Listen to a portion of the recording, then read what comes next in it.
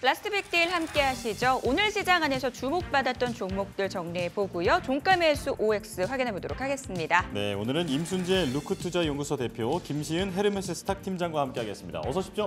두 분 어서 오세요. 두 분과 함께 종목 이야기 나눠보도록 하겠습니다. 자, 오늘 장 보면서 술 생각난다라는 분들 굉장히 많으실 것 같습니다. 저도 오늘 퇴근길에 편의점 들려서 맥주 사가려고 하는데요. 저 같은 사람이 참 많은가 봅니다. 오늘 시장 안에서 BGF 리테일이 상승세를 기록하고 있는데요. 이 종목에 대한 종가 매수 의견 들어보겠습니다. 처음부터 갈리네요. 임순재 대표님 의견 들어볼게요. 네, BGF 리테일이 2분기 실적이 나왔습니다. 실적은 일단 매출은 증가를 했는데 영업이익은 소폭 이제 감소하는 그런 모습을 보였습니다. 매출 2조 2천억, 그다음에 영업이익은 762억을 기록을 했고요. 일단 점퍼스 증가하고 히트 상품, 특히 요즘에 하이볼이 이제 인기다 보니까 하이볼의 판매가 호조를 보이면서 매출은 상승을 했다라고 보시면 되는데요. 다만 이제 그 관련된 이제 판관비가 증가하면서 영업이익 부분은 좀 감소하는 그런 모습을 보였습니다. 그렇지만 이제 하반기 이후에는 아마 실적 개선세가 이제 본격화되지 않을까라는 생각을 해보고 있고요. 회사 측의 가이던스를 본다라고 해도 매출 같은 경우는 7%, 그다음에 영업이익 같은 경우는 작년보다 6% 증가할 것이다라고 지금 발표한 그런 상황입니다.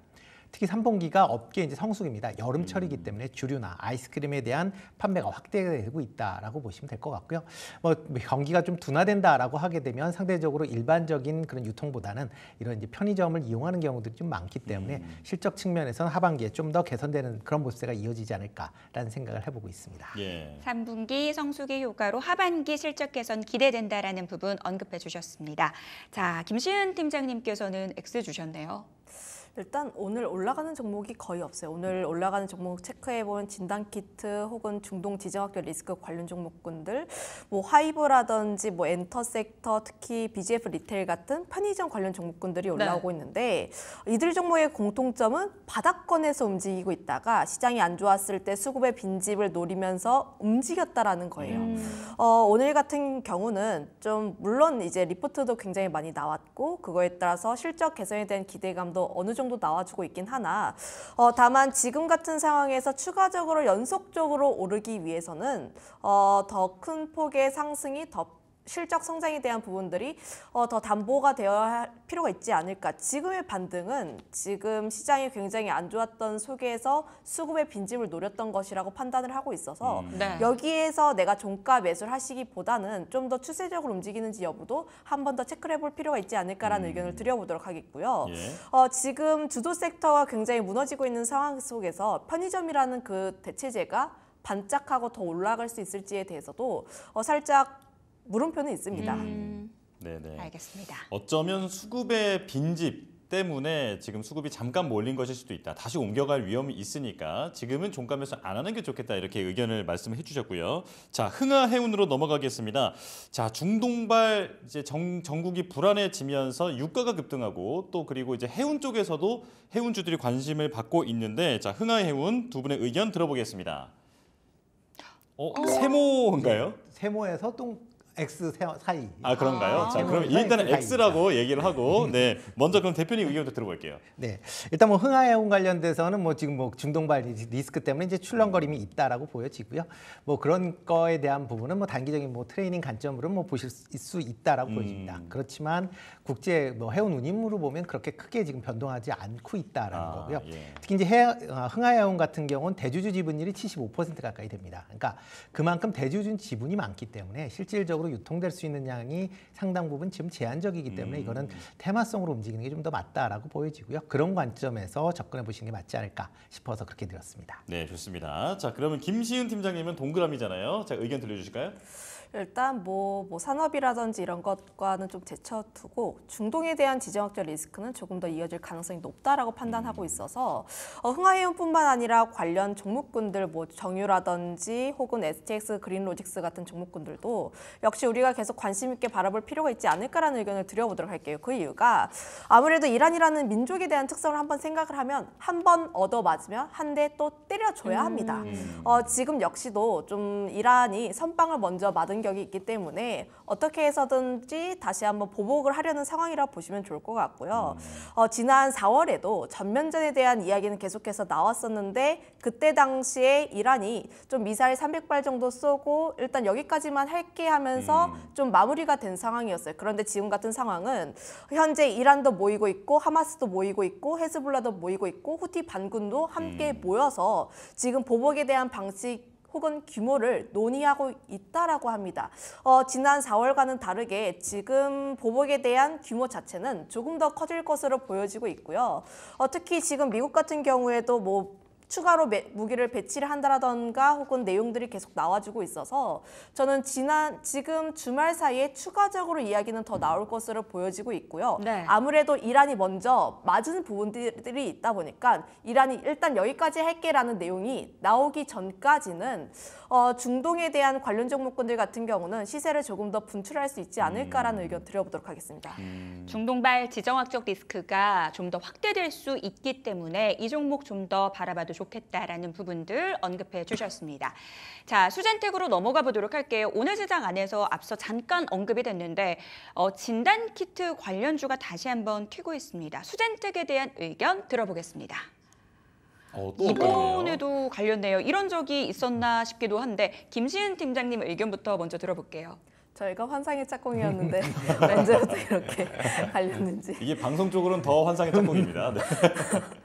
일단 수젠텍에 대해서 X 의견을 드린 이유는 네. 제가 오늘 이 종목이 올랐던 가장 큰 이유가 확진자 수가 늘어나고 있다라는 내용들이 나왔고 특히 기사에 대한 내용을 보게 되었을 때 한 달 사이에 5배가 올랐다라는 내용이 살짝 자극적이었어요. 그런데 실제로 확진자 수를 체크를 해보면 500명 정도입니다. 500명에서 600명 정도인데 지금 그 정도의 수를 가지고 진단키트에 대한 실적이 실제로 영향이 가는지 여부를 우리가 한 번 더 체크를 해보게 되었을 때 역시나 지금 시장이 굉장히 안 좋다 보니까 수급이 몰리는 테마라고 보시면 좋을 것 같고요. 네.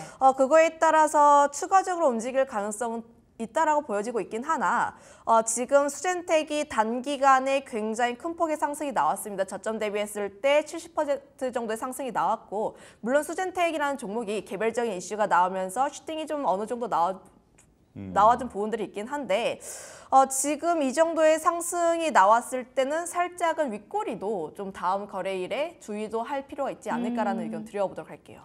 워낙 단기간에 급등한 측면이 있기 때문에 이에 따른 변동성 주의가 필요하다라는 부분 언급해 주셨어요. 임순재 대표님은 O 주셨네요. 네, 일단 뭐 코로나 확진자 수가 이제 계속 증가하고 있는 그런 상황입니다. 물론 그 수가 그렇게 크질 않기 때문에 뭐 당연히 그거가 얼마나 될 것이냐라고는 하지만 현재 뭐 KP.3이라는 이제 코로나 이제 변형종이 지금 뭐 글로벌적으로 다 지금 유행을 하고 있는 그런 상황이고요. 특히 뭐 일본이나 뭐 프랑스 같은 경우 그거와 관련된 좀 이슈가 좀 커져 있는 그런 상황입니다. 그렇다라고 하게 되면 그런 부분이 시장에서 좀 부각이 될 가능성은 있다라고 보여지고요.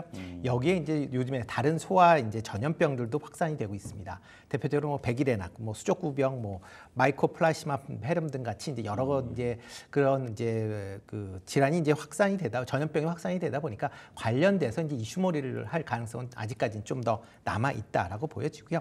또 하나가 이제 세계 최대 진단 검사 분야 학술학회인 ADLM 2024에서 이사에 이제 참여하기로 이제 결정이 됐습니다. 거기서 여성 호르몬 이제 관리 솔루션인 이제 슈얼리스카트를 이제 전시할 예정이다라고 보시면 됩니다. 예. 뭐 이 슈얼리스카트 같은 경우는 FDA 승인을 받은 그런 이제 제품군이다라고 보시면 될 것 같고요. 소변을 통해서 이제 여성 호르몬 5종류를 이제 검사를 가능하고 이게 모바일 앱과 연동을 해서 언제든지 본인이 확인할 수 있는 어떻게 보면 이제 펜테크라는 이제 그런 신규 이제 그런 테크 쪽으로 이제 연결될 수 있다라는 점도 같이 좀 부각을 해서 같이 보시는 게 어떨까 싶습니다. 예.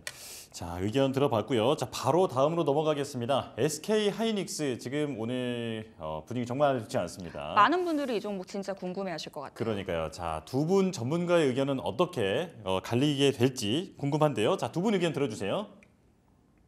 자, X인가요? O인가요? 저도 비슷하게 X에 가까운 세모로 그러면 그려보도록 일단 할게요. 표시는 X로 해놓겠습니다. 자, 그러면 팀장님 의견부터 들어볼게요. 일단 SK하이닉스가 다시 한번 반등하기 위해서 가장 필요한 것은 엔비디아의 반등이다.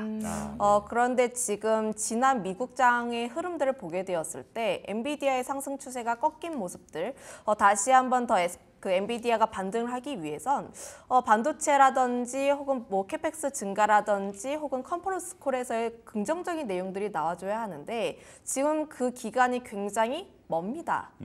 그 점에 있어서 아직까지는 좀 보수적으로 바라볼 필요가 있지 않을까라는 의견 드려보도록 하겠고 왜 엔비디아가 중요하냐라고 보면은 그동안 SK하이닉스가 엔비디아의 버프를 굉장히 많이 받았어요. SK하이닉스가 엔비디아 쪽으로 거의 독점적으로 공급을 하고 있고 특히 HBM 관련했을 때 그동안의 그 독점에 대한 이야기가 굉장히 높았다 보니까 사실 그 지위가 살짝씩 무너지고 있는 흐름들이 나와주고 있습니다.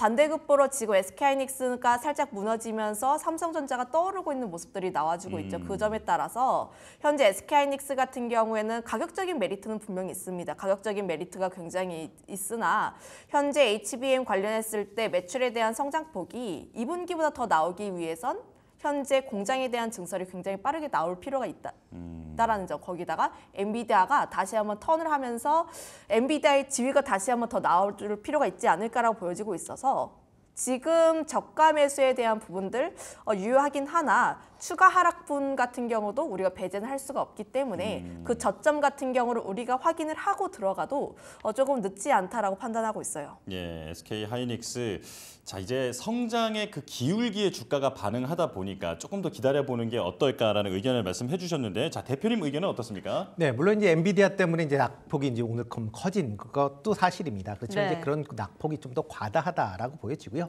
뭐 엔비디아 뭐 요즘에 이제 빅테크 기업들의 이제 AI 투자에 대한 뭐 우려가 있지만 뭐 빅테크들의 AI 투자는 줄어들 수가 없습니다. 만약 지금 AI에 대한 투자를 줄인다라고 하게 되면 그만큼 향후에 업황, 그러니까 IT 관련된 기업으로서의 생산 문제가 갈려 있기 때문에 AI에 대한 투자는 계속 있을 수밖에 없는 거고요. 그리고 여러 빅테크들이 자체 칩을 만든다라고 해도 엔비디아의 칩에 비해서는 아직까지는 떨어질 수밖에 없기 때문에 엔비디아가 메인을 갖고 그다음에 부가적으로 이제 자체 칩을 사용할 수 있다라고 보여집니다. 특히 SK하이닉스 같은 경우는 엔비디아의 그 고성능 칩에 이제 전문적으로 들어가고 있기 때문에 이러한 엔비디아의 시장 유지가 계속 이어진다라고 하게 되면 SK하이닉스 입장에서 보면 매출이나 영업이익 측면에서는 그렇게 떨어지지 않을 것이다라고 생각을 되고 있고요.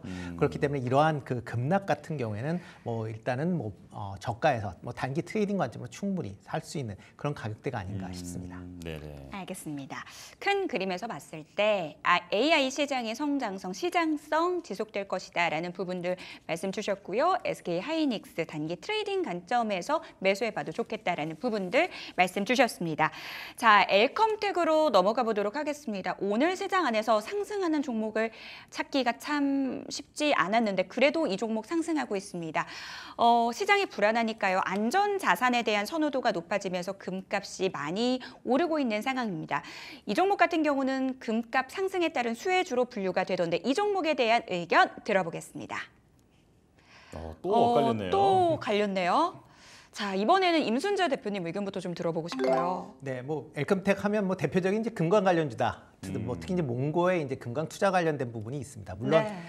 그게 2009년도에 투자를 했는데 지금까지 전혀 매출이 발생하지 않았다라는 거고요. 그리고 실질적으로 엘컴텍에서 이런 이제 몽고 금광에 대해서는 전액 손실 처리를 했습니다. 그러니까 지금 현재 가치가 없다라고 이제 평가를 있는 그런 상황이고요. 그렇기 때문에 몽고의 금광 사업권이 있다라고는 하지만 채굴 가능성이 없다라는 관점에서 과연 이게 금광 관련주로 맞겠느냐라고 생각을 하고 있습니다.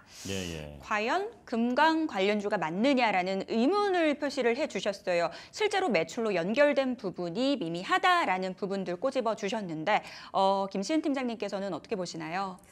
맞는 이야기입니다. 이제 네. 엘컴텍이라는 기업이 실제로는 금 관련했을 때 사업하는 기업이 아니라 카메라 모듈용 렌즈 쪽을 하고 있는 기업이라고 보시면 좋을 것 같고 네.